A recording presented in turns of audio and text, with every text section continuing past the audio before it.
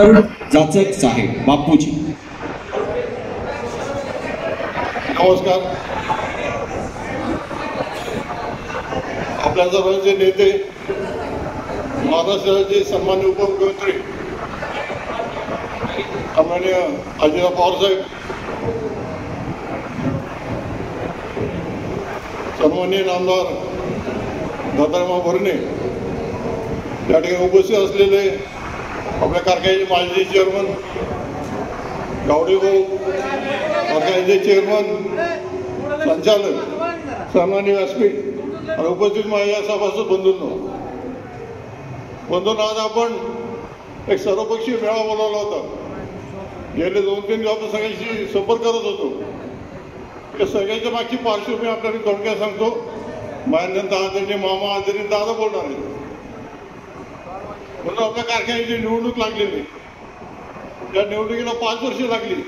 मी मुद्दा सांगल्यानंतर आपल्याला माहिती आहे, सहकार कायदा आणि कारखान्याचे पोटनियम या अनुसरून यादी होत नव्हती. पण वेळोवेळी हायकोर्टात प्रकरण झाली, 3 वेळा याचिका झाल्या, नंतर निकाल लागलेले. हे सर्व करण्यामागे कारखान्याचे हित, संस्थेचे हित हेच आपल्या सर्वांच्या मनामध्ये होतं. आपल्या सर्वांना माहीत असेल की महाराष्ट्रामध्ये पहिला सहकारी साखर कारखाना प्रवरेचा, दुसरा कोपरगाव आणि पश्चिम महाराष्ट्रातला पहिला आणि महाराष्ट्रातला 3रा कारखाना म्हणजे आपला हा छत्रपती सहकारी साखर कारखाना. आपल्या वाडवडिलांनी हा कारखाना तयार केला. ज्या कारखान्याने पायाखांद्यापासून 8व्या महिन्यात साखर बाहेर काढली, जे रेकॉर्ड आजपर्यंत कुठल्या खाजगी कारखान्याचं तोडलं नाही, असा हा कारखाना आपल्या वाडवडिलांनी चालू केलं. ते रोड आपलं चांगलंच चालवं, त्यासाठी आपण सर्व प्रयत्न करतो आहोत. बंधूंना, थकबाकीदार सभासद असेल किंवा ऊस नाही घालणारा थकबाकीदार सभासद आपल्या नव्या पिढीला माहीत नसेल, परंतु आपल्या कारखान्यामध्ये जे पहिलं बोर्ड होतं, नॉमिनेटेड बोर्ड, त्यानंतर पहिलं इलेक्शन झालं, तेव्हा त्या नॉमिनेट बोर्डमधल्या एका व्यक्तीचा फॉर्म डिस्क्वालिफाय झाला. आपल्याला माहीत नसेल कुणाला, कितीही डिस्क्वालिफाय झाला असेल. 63 साली इलेक्शन लागल्यानंतर एक सन्माननीय सदस्य, त्यांचा थकबाकी फॉर्म डिस्क्वालिफाय झाला. 63 साली काळाच्या मानाने थकबाकी होती ₹1.25. हा आहे छत्रपतीचा इतिहास आहे.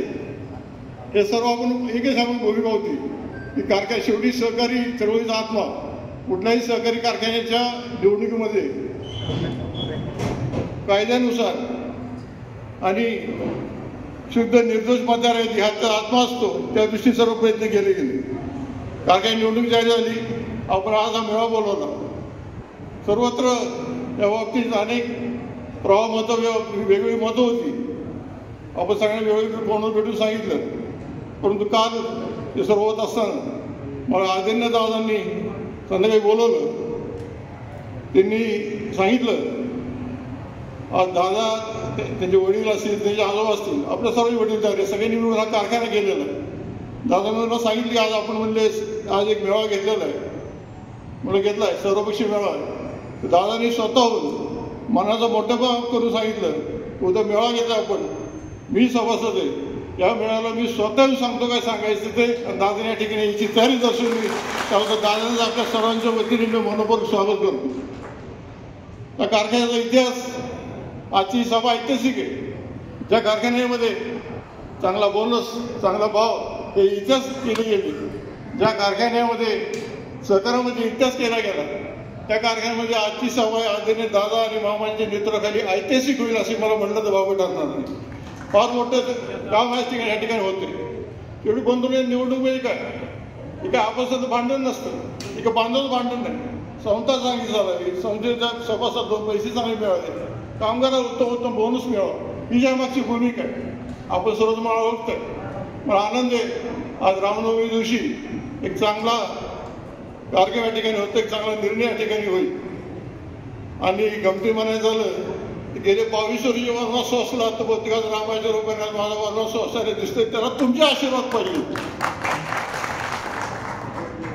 आधी मी बोलत नाही, वेळी बोलीनच, परंतु दादाने असतील, मामाने असतील, त्यांनी सर्व काय बाजून ठेवलं.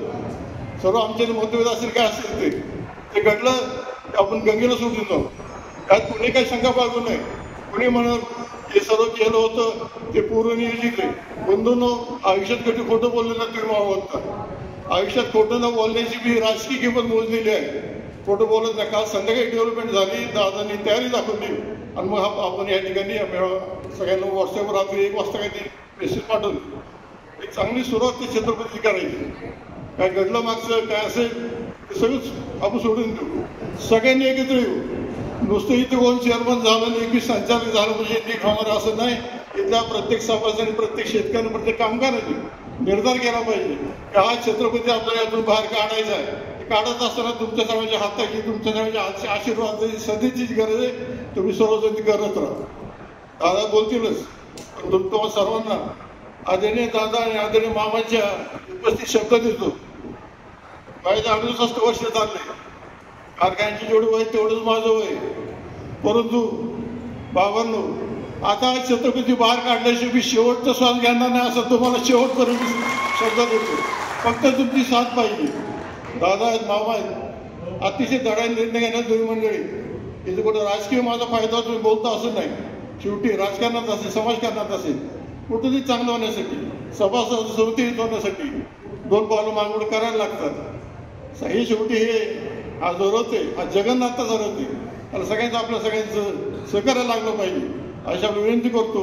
कुठली शंका, कुठली कटुता मनाला बाळगू नका. हे सर्वांना बरोबर घेऊनच आपल्याला पुढे जायचंय. सर्व घटकांना, सर्व बरोबर आपल्याला चालायचे. सर्वांनी आता ठरवा. असं आहे विनंती की बाबांना आता हे आपलं कार्यक्षेत्र सोडून कोणी बाहेर होऊ देऊ नका रे बाबांना. निश्चितपणे पहिले दिवस आपण आणू. हा छत्रपती आठवत पुढे आजारी साहेब असतील, दादा असतील, छत्रपती सुभाष माळेगावला हेलिकॉप्टर न्यायचे, मोडी टाकून आपलं भाव जाहीर करायचं. ते दिवस परत आणायचे. छत्रपतीचा भाव जाहीर झाल्याशिवाय महाराष्ट्रामध्ये भाव जाहीर होत नव्हता. हा इतिहास आहे छत्रपतीचा. तो आपल्याला करायचा आहे आणि तो करण्यासाठी सर्वजण कटिबद्ध आहोत. फक्त थोडा वेळ द्या, थोडा वेळ द्या. हे निश्चितपणे यातून बाहेर पडू. या छत्रपतीवर अनेक संकट आली, पण छत्रपती कधी डगमगला हा इतिहास या कारखान्याचा. तो तुम्ही सर्वांनी साथ द्या, आशीर्वाद द्या. आधी काय बोलत नाही. आजची सभा खरं ऐतिहासिक आहे. आज दादा मामा ह्या सगळ्याला बोलत असताना माझ्या मनामध्ये संमिश्र भावना आहेत, खूप मोठ्या भावना आहेत. 22 वर्ष इथून पण इथून बाजूला गेलो.